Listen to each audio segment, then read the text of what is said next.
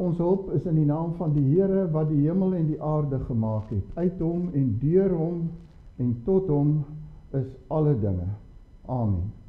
Geliefde gemeente, genade, barmhartigheid en vrede word vir julle ryklik geskenk van God ons Vader deur ons Here Jesus Christus in die gemeenskap van die Heilige Gees. Amen. Ons gaan vandag in die prediking stil staan by die lofsang van Maria. Sy begin haar lofsang met die woorde: My siel maak die Here groot en my gees is verheug in God, my saligmaker. 'n Aanduiding daarvan dat sy die Here in opregtheid beloof met haar hele wese en met al haar innerlike krag. Psalm 9 begin met soortgelyke woorde: Ek sal van ganser harte, Heer, u wonders groot maak en u eer. Kom ons sing vers 1, 2 en 7.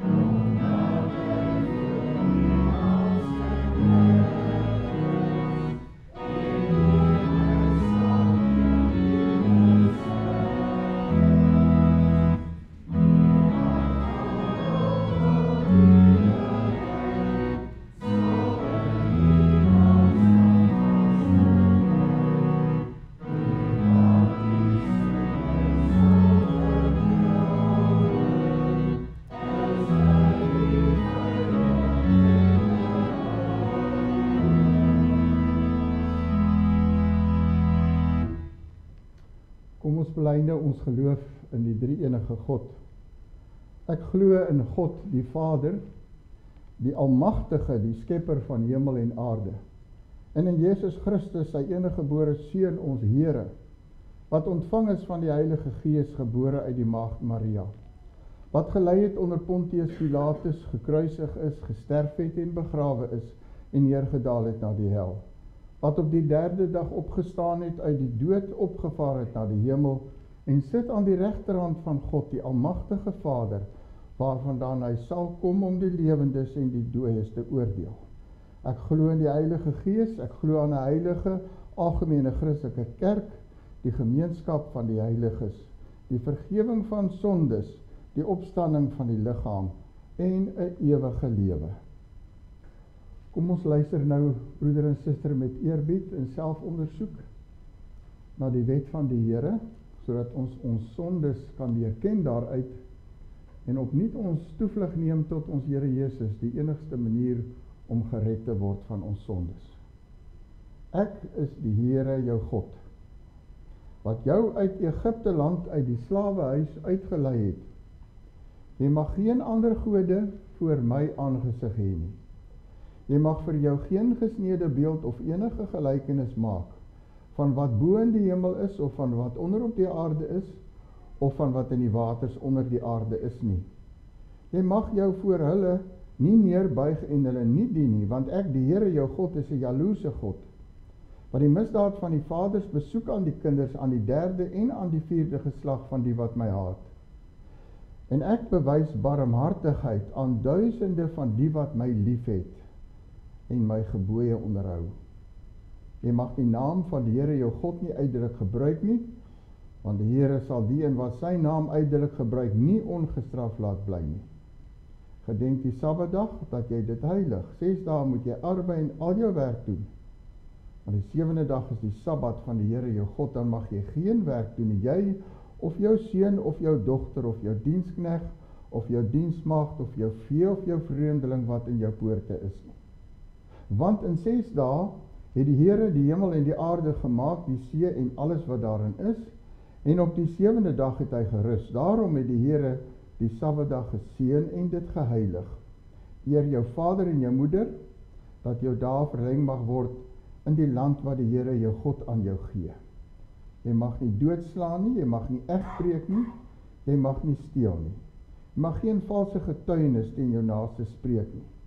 Jy mag nie jou naaste se huis begeer nie, jy mag nie jou naaste se vrou begeer nie, of sy diensknegt, of sy diensmaagd, of sy os of sy esel, of iets wat van jou naaste is nie. In Psalm 31 lees ons van Dawid wat in besondere groot nood verkeer. Selfs sy liggaam, sê hy, is aangetast deur die haglike omstandighede waarin hy hom bevind. En in hierdie omstandighede doen hy ook selfondersoek en ontdek in hom sonde. En tog kan hy in hierdie haglike omstandighede ook juig oor God se genade en verlossing wat hy aan sy kinders skenk.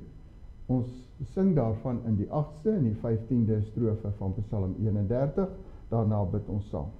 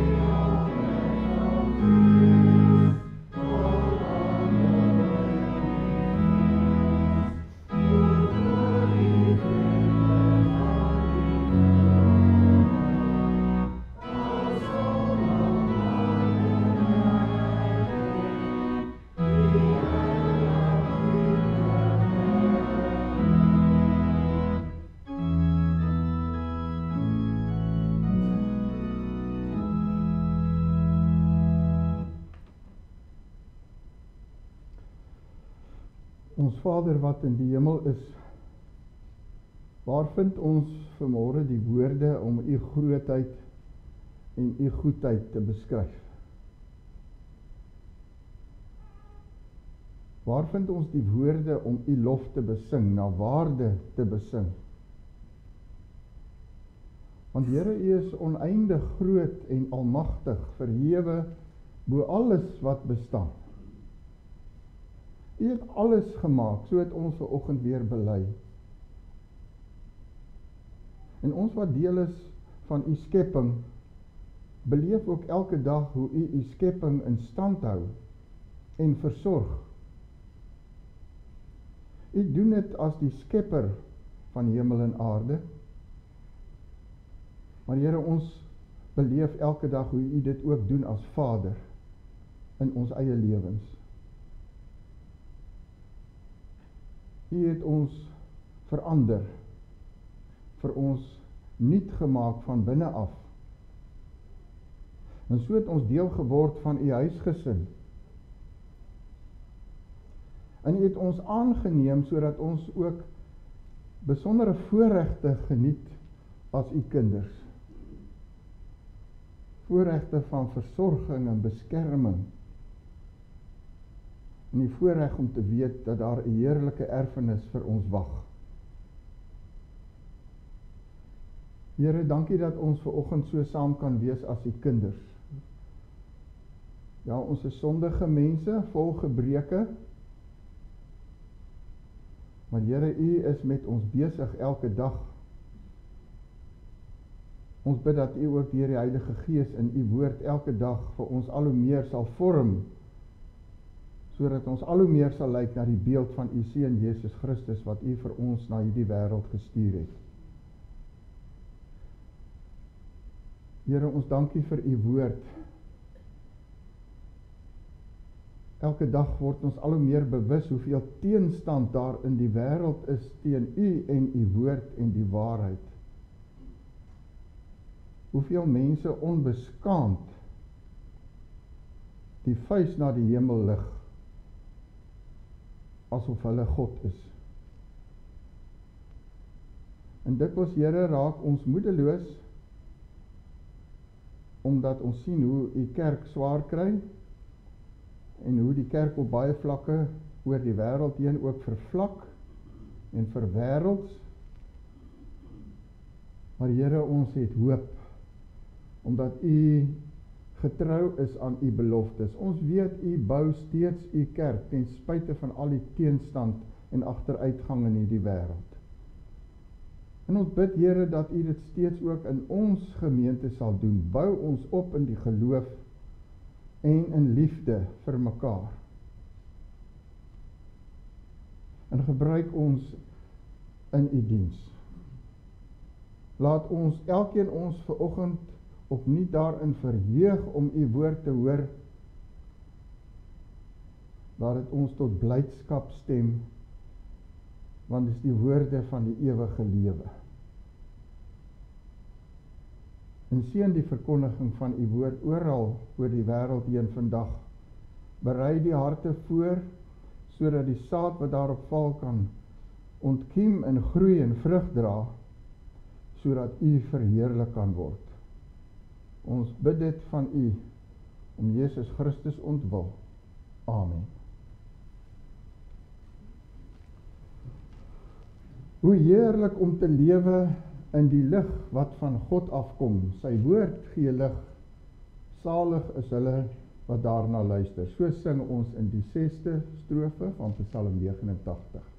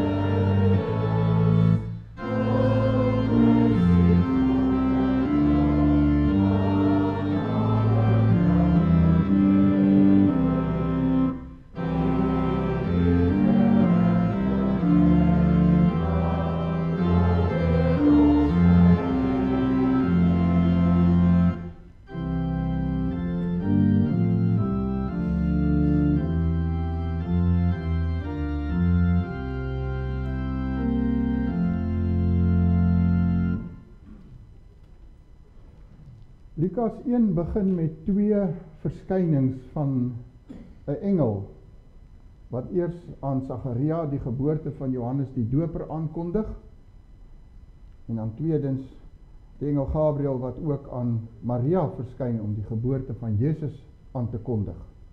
Nou lees ons van vers 39 af die volgende. En in daardie dae het Maria opgestaan en haastig na die bergreeks gegaan, na 'n stad van Juda. En sy het in die huis van Sagaria gekom en Elisabeth gegroet. En toe Elisabeth die groet van Maria hoor, het die kindjie in haar skoot opgespring, en Elisabeth is vervul met die Heilige Gees en het met 'n groot stem uitgeroep en gesê, geseënd is jy onder die vroue, en geseënd is die vrug van jou skoot. En wat het my oorgekom dat die moeder van my Here na my toe kom, want kyk, toe die geluid van jou groet in my ore klink, het die kindjie in my skoot van vreugde opgespring, en salig is sy wat geglo het, want die dinge wat deur die Here aan haar gesê is, sal vervul word. En Maria het gesê, my siel maak die Here groot, en my gees is verheug in my God, my saligmaker, omdat hy die nederige toestand van sy diensmaagd aangesien het, want kyk, van nou af sal die geslagte my salig noem. Want hy wat magtig is, het groot dinge aan my gedoen, en heilig is sy naam. En sy barmhartigheid is van geslag tot geslag vir die wat hom vrees. Hy het deur sy arm kragtige dade gedoen, hoogmoediges in die gedagtes van hulle hart het hy verstrooi. Maghebbers het hy van trone afgeruk en nederiges verhoog. Hongeriges het hy met goeie dinge vervul en rykes met leë hande weggestuur. Hy het sy knegt Israel bygestaan, sodat hy aan sy barmhartigheid sou dink, soos hy tot ons vaders gespreek het, aan Abraham en sy nageslag tot in ewigheid. En Maria het by haar omtrent 3 maande gebly en sy teruggegaan na haar huis toe. Ek lees weer 46 tot 49. Maria het gesê, my siel maak die Here groot en my gees is verheug in God, my saligmaker, omdat hy die nederige toestand van sy diensmaagd aangesien het, want kyk, van nou af sal die geslagte my salig noem, want hy wat magtig is, het groot dinge aan hy gedoen, en heilig is sy naam.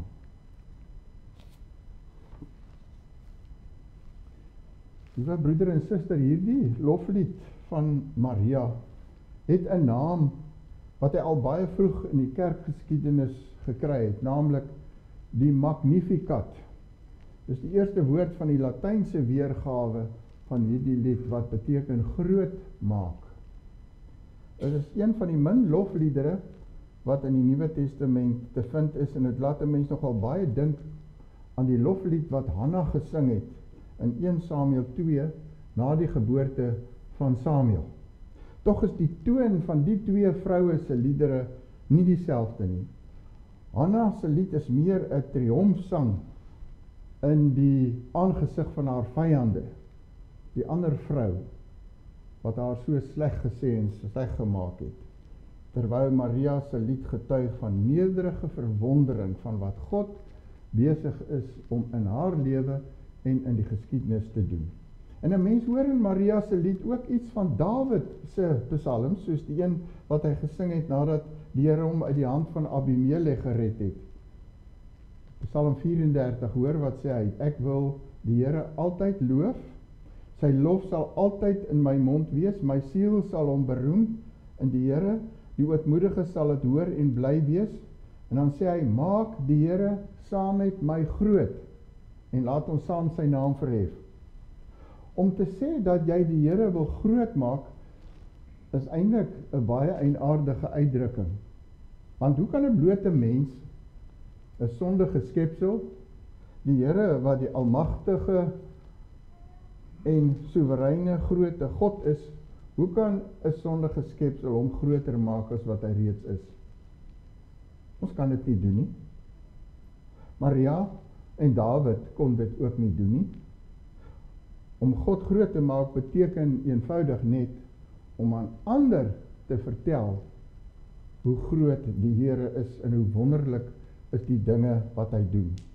Dit is asof Maria hier deur die werk van die Heilige Gees die grootheid van God op 'n groot skerm wil plaas, sodat almal dit moet sien en erken dat God groot is.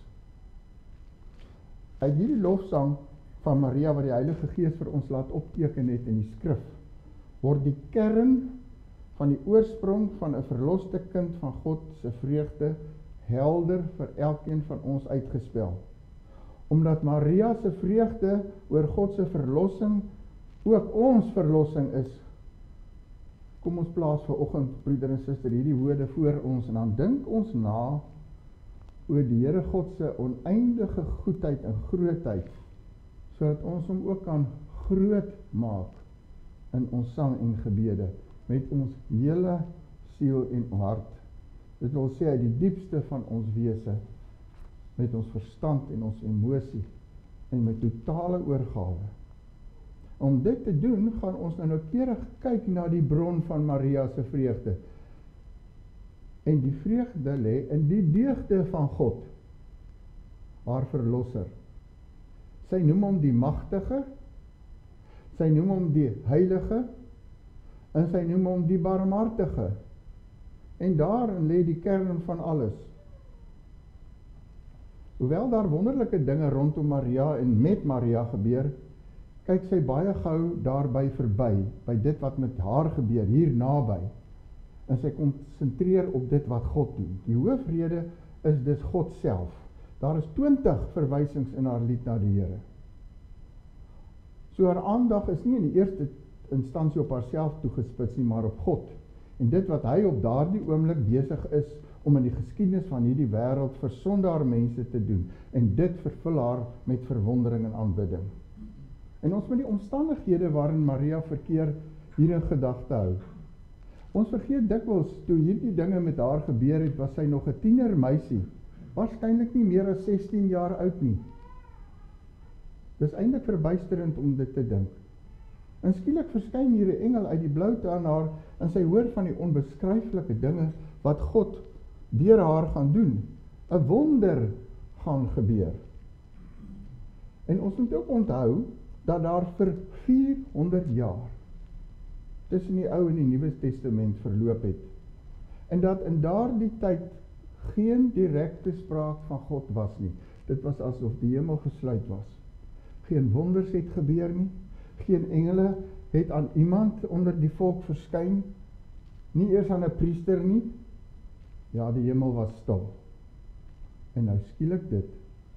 Die boodskap van die engel eers aan Sagaria in die tempel. En nou aan 'n jong eenvoudige meisie van die ou klein dorpie Nasaret, wat in die oë van die Jode 'n agterlike ou plekkie was. Jy kan selfs onthou later, lees ons van die Here Jesus wat aan Nasaret gaan woon het, en toe het Nathanael gevra, kan daar iets goed uit Nasaret uitkom? 'n Mens kan jou indink wat 'n geweldige indruk dit op haar moes gemaak het, hierdie jong meisie. En toe sy boonop by die engel Gabriël hoor van nog 'n wondergeboorte wat gaan plaasvind, naamlik dat een van haar kinderlose bejaarde, ons weet nie of dit 'n niggie of 'n tante was nie, Elisabeth, 'n kind gaan hê. Toe pak sy onmiddellik hierdie ongemaklike reis van by die 60 km aan na Juda, deur die bergreeks heen, om eerstehands te gaan hoor wat met Elisabeth gebeur het. Hierdie reis moes haar ten minste 3-4 dae geneem het. En toe Maria, wat waarskynlik toe al swanger was, by Elisabeth kom en haar groet, toe spring die ongebore Johannes in haar op, en hy en sy ma word met die Heilige Gees vervul. Nog voor sy geboorte is die kleine Johannes die doper al eintlik 'n stille profeet, vervul met die Gees van God. En dis toe dat Maria onder inspirasie van die Heilige Gees uitroep, my siel maak die Here groot.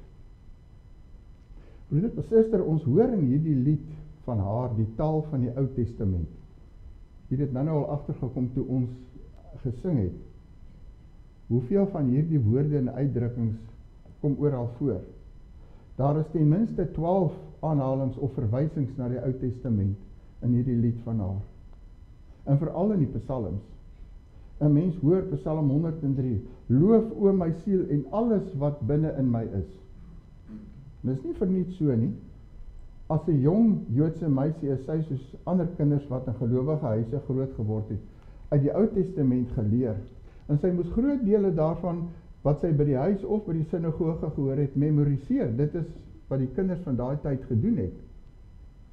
Wat ons uit haar mond hoor, sê baie van wie sy is, van haar opvoeding, van die huis waarin sy groot geword het. En die woorde van hierdie lied kom diep uit haar siel en gees uit die diepste binneste waar die Heilige Gees woon en werk. Daar word so baie gepraat oor kerkmusiek en kerksang. Broeder en suster, as jy wil weet waaroor daar veral in die kerk gesing moet word, luister maar na hierdie lied. Sy sing van die Here, hy wat van ewigheid tot ewigheid is, soewerein oor alles en almal. Absolute mag en heerskappy is syne. Niemand is soos hy nie. En ons moet hom, die Here, die grootte God, raak sien, hy wat aan die werk is. Hy is aan die werk daar in Nasaret. Hy is aan die werk daar in Elisabeth en Sagaria se huis. En hy sal aanstonds aan die werk wees in Bethlehem. Dis sy werke. En niemand kan dit keer nie. Luister nou hoe Maria die Here beskryf. Sy sê, my gees jubel oor God, my verlosser. Dis verstommend hoeveel keer die term verlosser in die Bybel gebruik word om God te beskryf. dit beklemtoon oor en oor die feit dat dit die Here is wat red. En dis hy wat bewaar, in fisiese en in geestelike sin. Want hy bly getrou aan sy genadeverbond, sy verbond wat keer op keer bevestig word deur verlossing wat hy bring. Die volk Israel het dit dwars deur hulle onstuimige geskiedenis ervaar. As Maria na die Here as verlosser verwys, dan som sy as het ware die hele geskiedenis van die Ou Testament op. Want Israel se geskiedenis is 'n geskiedenis van verlossing en 'n geskiedenis van God se getrouheid. 'n Geskiedenis wat altyd vorentoe beer na die vervulling van God se beloftes en die finale verlossing. Is dit per slot van rekening nie waaroor Maria se lofsang gaan nie? Oor God wat sy beloftes waarmaak. Luister hoe begin Lukas sy evangelie, mens moet dit nie mislees nie. Hy praat met Theophilus en hy sê vir hom, aangesien baie onderneem het om 'n verhaal op te stel oor die dinge wat onder ons vervul is, het ek ook dit goed gedink, nadat ek van vooraf alles noukeurig ondersoek het om dit in volgorde aan jou te skrywe, sodat jy met volle sekerheid kan weet die dinge waaromtrent jy onderrig is. God het sy volk uit Egipte verlos, hulle sou daar tot niet gegaan het, maar God hulle verlosser het hulle daar uitgeneem, hy het hulle daarna keer op keer uit hulle vyande se hande gered, toe die hulle wou oorweldig. Dis hy wat 'n oorblyfsel van hulle uit ballingskap in Babel teruggebring het, en so bewaar dat sy doel met hulle bereik kon word. Die bewaarder van Israel sluimer of slaap nie, sê Psalm 121. Selfs toe sy volk opstandig en afvallig word, het hy getrou gebly in sy oneindige verbondstrou. En al het hy soms toegelaat dat die vyand hulle oorwin, hulle is nooit vernietig nie. Hulle is bewaar sodat die verlosser gebore kan word, soos wat hy beloof is in die paradys. As die woord van God hom vir ons openbaar as die verlosser, dan sien ons iets van die diepte van sy wese as die getroue, genadige God wat aan sy beloftes getrou bly en wat verlossing skenk aan almal wat hy uitverkies het. En die Heilige Gees maak Maria se oë oop vir hierdie wonder en daaroor maak sy die Here groot. En onder die inspirasie van die Heilige Gees skryf Lukas dit vir ons op. Sien jy dit ook raak, broeder en suster? Sien jy die geboorte van Christus? Sien jy daarin die grootheid van God, jou verlosser? Hy wat voordat hierdie wêreld nog gemaak is, 'n verbond aangegaan het met sy seun, om sy eiendom, hulle wat hy uitverkies het, te verlos? Is dit nie dit waaroor die Here Jesus gepraat het met sy Vader in Johannes 17, toe hy gesê het, ek het u naam geopenbaar aan die mense, wat u my uit die wêreld gegee het, nog voor hierdie wêreld gemaak is.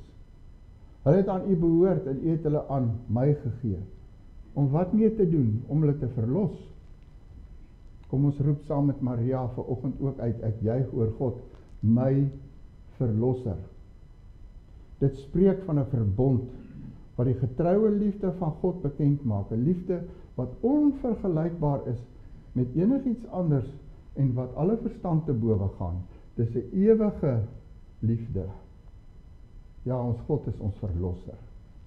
En Maria maak met haar hele wese die Here groot, omdat sy kan sien dat die Here se verlossingswerk, wat oor eeue gestrek het, nou 'n hoogtepunt gaan bereik, as die beloftes van God waar word, en sy is verstom, dat die Here juis vir haar, 'n jong, eenvoudige meisie, sonder veel status in die samelewing, dat hy haar juis uitverkies het, om aan die verlosser van die wêreld geboorte te skenk.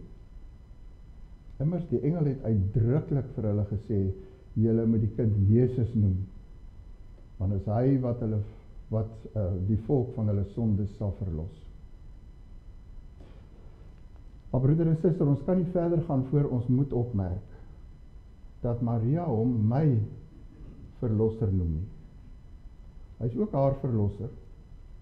'n engel uit die hemel sou nie hom my verlosser kon noem nie, want hulle is nie sondaars nie, en het nie 'n verlosser nodig nie.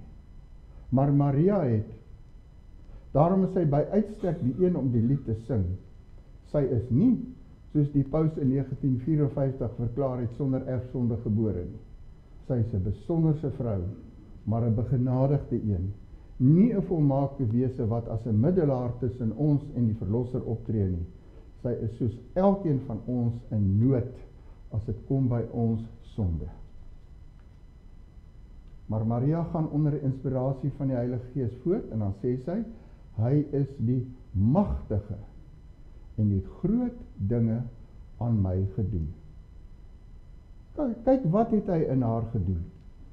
Die magtige daad om swanger te word, sonder die tussenkoms van 'n man. Ja, om verlosser te wees, moet hy die almagtige wees. Dit kan nie anders nie. Die een aan wie alles en alle mag in die hemel en op die aarde behoort.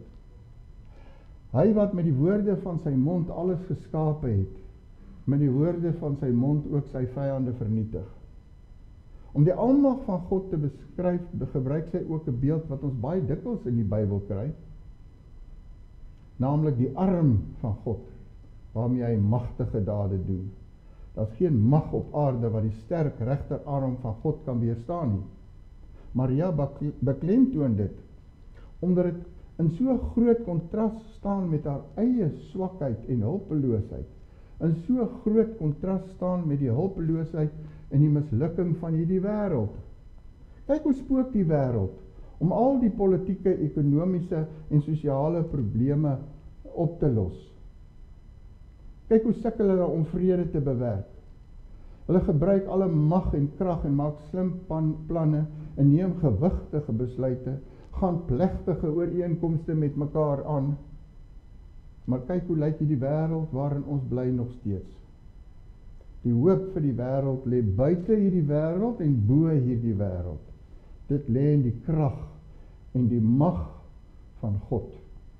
En die engel het Maria daaraan herinner, toe hy na haar toe gekom het, en van gesê sy gaan geboorte gee aan die verlosser van die wêreld, want sy het ongelowig gesê, maar hoe kan dit wees? Dit is onmoontlik. Toe sê die engel vir haar, geen ding sal by God onmoontlik wees nie, want hy is die magtige. En hierin, broeder en suster, lê die versekering van ons verlossing. In Romeine 1 vers 16 sê Paulus dat hy hom nie oor die evangelie skaam nie. Hoekom nie? Want dis die krag van God tot redding vir elkeen wat glo. As Paulus praat oor die geweldige krag van ons vyand in wie se mag ons is, en hy sê ons stryd is nie teen vlees en bloed nie, maar teen elke mag en die gees wat heers oor hierdie donker wêreld en die bose geeste van die lig, dan maak dit duidelik dat daar net een manier is om dit te oorwin. En dis deur die krag van die Almagtige en die wapens wat hy vir jou gee. Alleen die kragtige werk van die Almagtige kan dooie harte van mense lewend maak en dit die hardheid daarvan verbreek. Dank God, die Almagtige. Daar sou geen verlossing moontlik gewees het.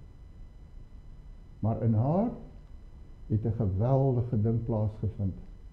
In Bethlehem gaan hy sy mag by 'n krib wys. Maak amper nie sin nie. So kom Paulus ook praat van dit wat ons in glo is dwaasheid by die wêreld.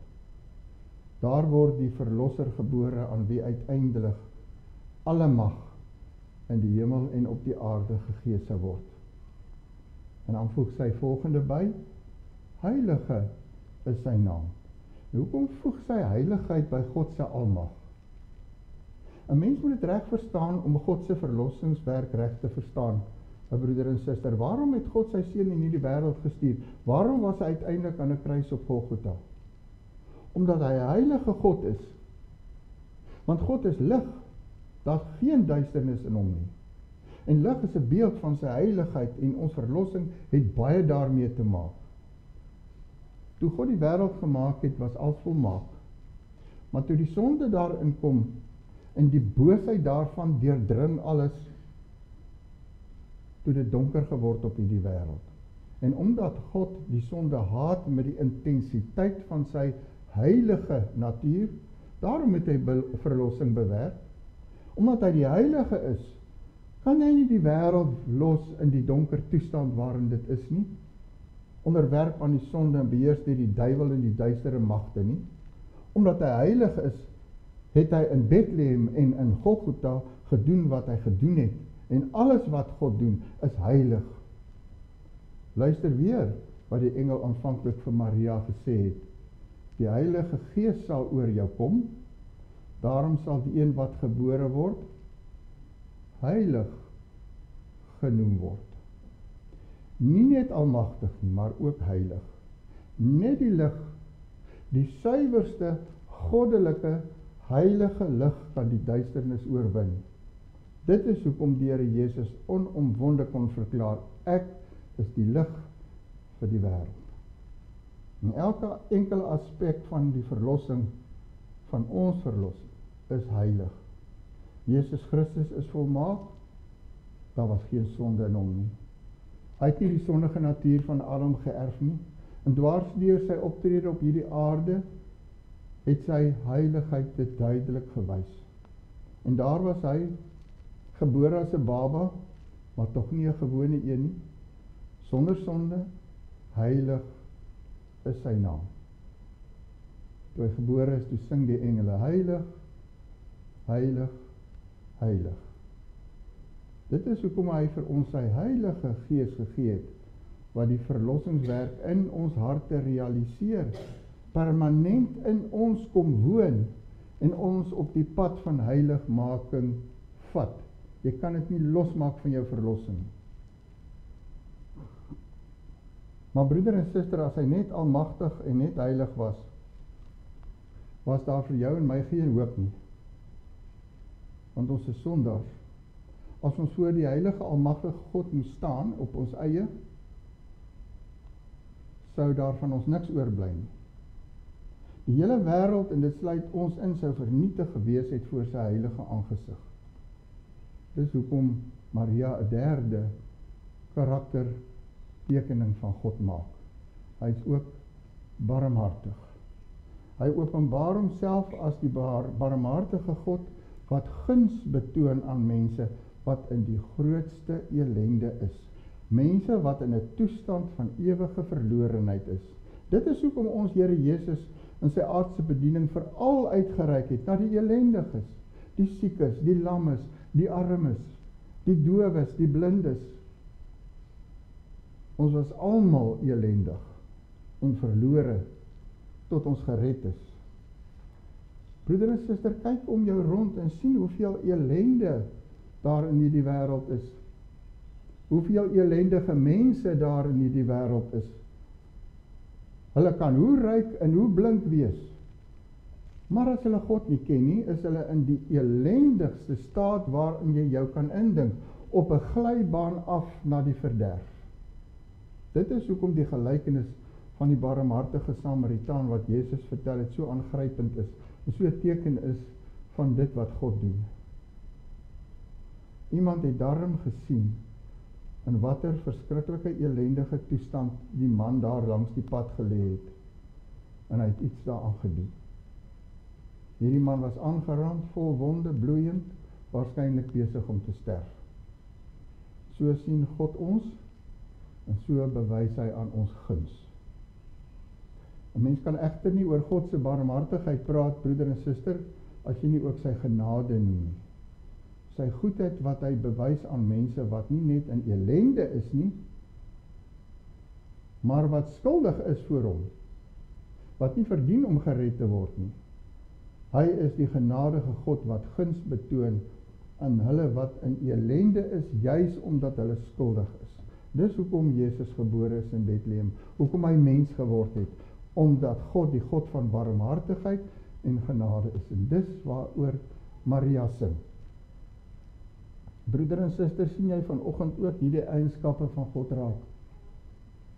God wat groot dinge doen, God wat die groot verlosser is, met mag en krag die vyand oorwin en met sy heiligheid afgereken het. en met sy heiligheid afgereken het met die sonde en die vuilheid daarvan. Sien jy dit raak? God wat barmhartig is en genadig is teenoor skuldige mense wat in ellende is. Sien jy dit raak, hoe God dit in jou eie lewe ook doen en steeds nog doen? Maak dan saam met Maria die Here groot voor die mense van hierdie wêreld wat blind is vir die ellendige toestand waarin hulle bevind. Daar is geen mooier lied hier op aarde as die lied van die verloste nie. En as jy soos Maria hom ook my verlosser kan noem, juig oor die groot dinge wat hy jou verlosser gedoen het en nog steeds doen. Ons leef in 'n wêreld wat al hoe donkerder word, maar God se genade, broeder en suster, is nog net so groot as die dag toe Maria hierdie lied gesing het. Amen. Kom ons dank. Ons Vader in die hemel, dankie dat ons saam met Maria vanoggend u naam kan groot maak voor die wêreld. Want terwyl die wêreld vir ons lag, kan ons u nog steeds groot maak. Here, gee dat ons dit onbeskaamd sal doen, dat ons nie ons sal skaam oor die evangelie. Dankie dat u die almagtige, heilige God in u barmhartigheid en genade na ons toe gekom het. En dat ons vanoggend weer deur Jesus Christus kan opkyk in u vriendelike aangesig. En dat ons sonder skroom met vrymoedigheid na u toe kan kom in gebed. Here, vergewe ons as ons so maklik swaarmoedig word en nie die heerlike van die heerlikste kan raak sien nie. Ons verlossing in Christus, wat ewigheidswaarde het, wat selfs na ons dood nog heerliker is. Gee dat ons dit nie sal vergeet nie. Seën ons in u liefde en goedheid, ook in hierdie week, gebruik vir ons in u diens, seën ons in wat ons doen. Dink in die liefde, Here, ook aan hulle wat siek is en swak is, wat aan hulle eie lyf die sterflikheid so erg ervaar. Laat hulle ook vreugde vind in die krag van u verlossing. Ons bid ook vir ons predikant en sy gesin, dat u hulle sal veilig hou op die pad as hulle terugkeer hierdie week. Ons wil uit genade met elkeen van ons wees. Dankie Here dat ons weet dat ons beskermer sluimer nie en hy slaap nie. Ons vra dit in Jesus Christus ontwil. Amen. Sing ons vers 1, 4 en 5 van die bekende Psalm 146 en ons sing saam ook in hierdie lied oor die Here wat onwrikbaar in sy trou altyd sy beloftes hou.